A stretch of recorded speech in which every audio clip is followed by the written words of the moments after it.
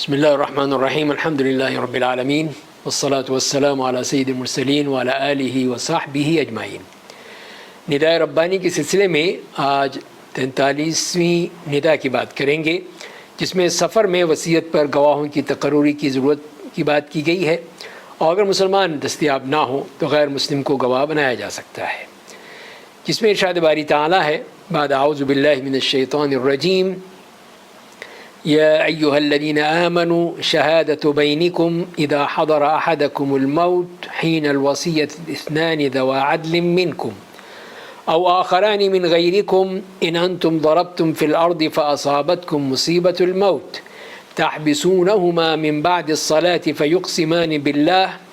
إن ارتبتم لا نشتري به ثمنا ولو كان ذا قربى ولا نكتم شهادة الله إنا إذا لمن الآثمين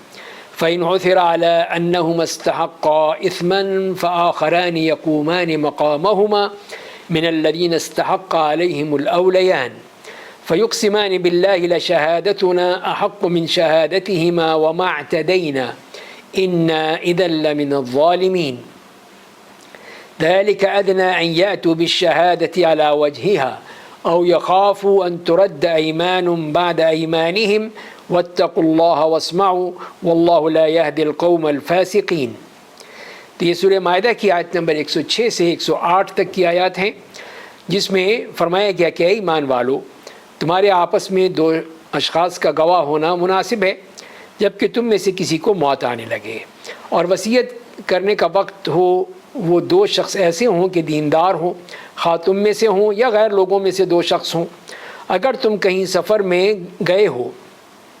اور تمہیں موت آ جائے اور تمہیں شبہ ہو تو ان دونوں کو بعد نماز روک لو، پھر دونوں اللہ کی قسم کھائیں کہ ہم اس قسم کے عوض کوئی نفع نہیں لینا چاہتے، اگرچہ کوئی قرابت دار بھی ہو۔ اللہ تعالیٰ کی بات کو ہم پوشیدہ نہ کریں گے، ہم اس حالت میں سخت گناہ گار ہوں گے۔ پھر اگر اس کی اطلاع ہو کہ دونوں گواہ کسی گناہ کے مرتکب ہوئے ہیں تو ان لوگوں میں سے جن کے مقابلے میں گناہ کا ارتکاب ہوا تھا اور دو شخص جو سب میں قریب تر ہیں جہاں وہ دونوں کھڑے ہوئے تھے، یہ دونوں کھڑے ہوں، پھر دونوں اللہ کی قسم کھائیں کہ بالیقین ہماری یہ قسم ان دونوں کی اس قسم سے زیادہ راست ہے، اور ہم نے ذرہ برابر بھی تجاوز نہیں کیا، ہم اس حالت میں سخت ظالم ہوں گے۔ یہ قریبی ذریعہ ہے اس امر کا کہ وہ لوگ واقعے کو ٹھیک طور پر ظاہر کریں یا اس بات سے ڈر جائیں کہ ان سے قسمیں لینے کے بعد قسمیں الٹی پڑ جائیں گی۔ اللہ تعالیٰ سے ڈرو اور سنو، اور اللہ تعالیٰ فاسق لوگوں کو ہدایت نہیں کرتا۔ تو یہاں پہ جیسے کہ شروع میں بات کی گئی کہ سفر کی حالت میں خاص طور پہ اس بات کا اندیشہ ہوتا ہے کہ کوئی نہیں ملے گا، کوئی گواہ نہیں ملیں گے، تو اس وقت پھر کیا کرنا چاہیے۔ تو یہاں جو فرمائیں گے کہ یا ایھا الذین آمنوا شہادۃ بینکم، کہ آیت میں اللہ تعالیٰ یہ فرماتے ہیں کہ اے مسلمانوں، جب تم سفر کی حالت میں ہو اور تم پر موت کے آثار ظاہر ہونے لگیں اور تمہارے پاس کوئی مال ہے، اثاثہ ہے، دولت ہے، قیمتی چیزیں ہیں، تو اللہ کا حکم یہ ہے کہ مسلمانوں یا غیر مسلموں میں سے دو عدل و صدق والے آدمیوں کو اس پر گواہ بنا دو۔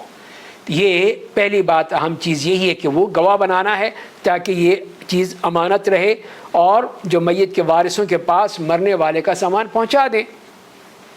اگر ان دونوں گواہوں کے بارے میں میت کے ورثاء کو شبہ ہو جائے کہ انہیں خیانت کی ہے اور میت کا کچھ مال چھپا لیا ہے تو انہیں نماز کے بعد حلف اٹھانے کے لیے روک لیا جائے گا، پھر وہ اللہ کی قسم کھائیں گے اور کہیں گے کہ ہم مال کی وجہ سے اللہ کی جھوٹی قسم نہیں کھائیں گے، چاہے جسے فائدہ پہنچانے کے لیے ہم قسم کھا رہے ہیں وہ ہمارے رشتہ دار ہی کیوں نہ ہوں، اور جس گواہی کا اللہ نے حکم دیا ہے وہ اسے نہیں چھپائیں گے،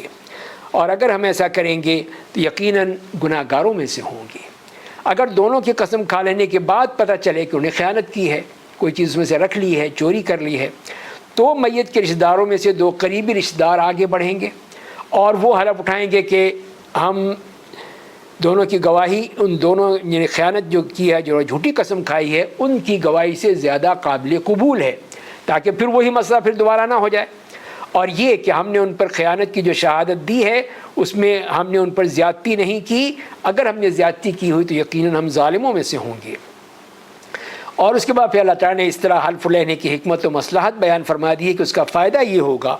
کہ گواہ آخرت کے عذاب سے ڈرتے رہیں گے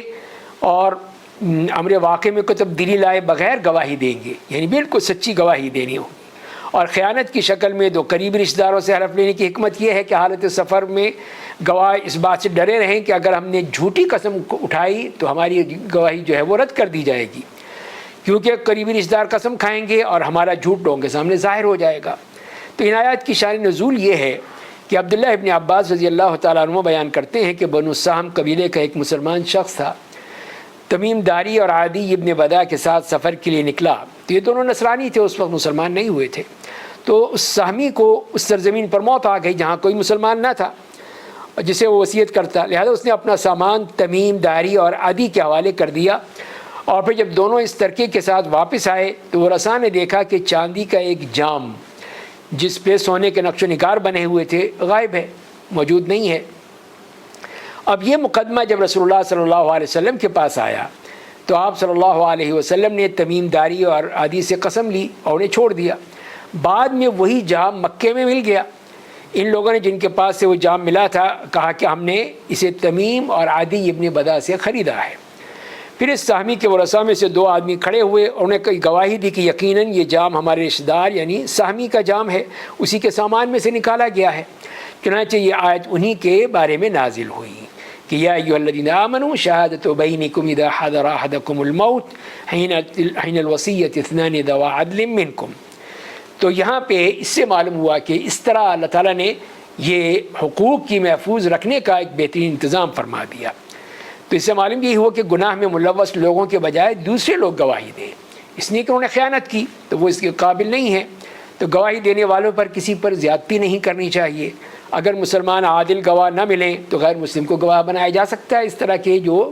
ہنگامی حالات ہیں جہاں پہ کوئی مسلمان نہیں مل رہا ہے تو وہاں پہ بنا لیا جائے۔ پھر یہ بھی ہے کہ ذاتی مفاد اور رشتہ داری سے بالا تر ہو کر گواہی دینی چاہیے۔ اس میں یہ نہیں سوچنا چاہیے کہ یہ میرا دوست ہے، میرا بھائی ہے، میرا قریب ہے، میرے قبیلے کا ہے، میرے خاندان کا، نہیں۔ ان سب سے بالا تر ہو کے گواہی جو ہوگی وہی سچی گواہی ہوگی۔ گواہ پر شک ہو تو قسم بھی لی جا سکتی ہے اگرچہ وہ رشتہ دار ہی کیوں نہ ہو۔ جھوٹی گواہی دینا ظلم اور کبیرہ گناہوں میں سے ہے۔ تو اس طرح کر کے یہ بتا دیا گیا کہ تاکہ کسی کا بھی حق ضائع نہ ہو، اس کو اس گواہی کے ذریعے سے اس کو محفوظ کر دیا گیا، اور اس کے ذریعے سے پھر بتا دیا گیا جو لوگ خائن ہیں ان کی گواہی نہیں چلے گی، جو امانت دار ہیں، صحیح بات کہتے ہیں، سچ کہتے ہیں، ان کی ہی گواہی قابل قبول ہوگی۔ لہذا اسی کو واضح کر دیا گیا۔ اللہ تعالی ہمیں سمجھنے اور عمل کرنے کی توفیق عطا فرمائے۔ وآخر دعوانا ان الحمد للہ رب العالمین۔